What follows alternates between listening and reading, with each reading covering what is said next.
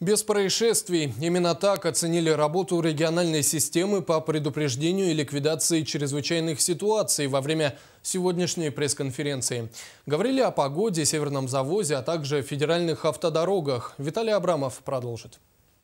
Январь текущего года баловал жителей республики теплой по сравнению со средним многолетними значениями. По словам метеорологов, в последний раз подобная погода держалась в Якутии лет 5 тому назад. Например, в Якутске аномалия положительная составила 6 градусов, а по северо-востоку там до 8-9 градусов. Также первый месяц нового 2015 года прошел без серьезных происшествий. Это стало итогом серьезной предварительной работы, которая была организована в рамках территориальной подсистемы РСЧС. В период новогодних праздников сталкивались с техногенными пожарами и дорожно-транспортными происшествиями на федеральных дорогах и в населенных пунктах Верхневилюйск и Барагонцах, где у нас были пожары в жилых домах с человеческими жертвами.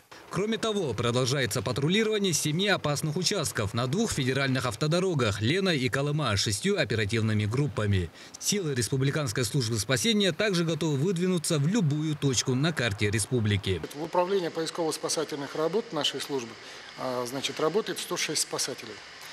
Но на данный момент у нас организовано круглосуточное дежурство 4 дежурными сменами, состав которых колеблется от 8 до 10 человек. Также ведомство продолжает держать на контроле завоз топливно-энергетических ресурсов для работы объектов жизнеобеспечения. Это в Вилюйском районе, Среднеколымском, Верхоянском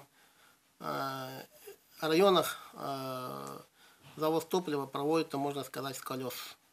С пунктов депонации. Февраль на территории республики также ожидается на 1-2 градуса выше нормы. Осадков ожидается меньше установленных норм. Превентивные мероприятия с учетом направленных прогнозов развития чрезвычайных ситуаций продолжаются. Виталий Абрамов, НВК «Саха», Якутск.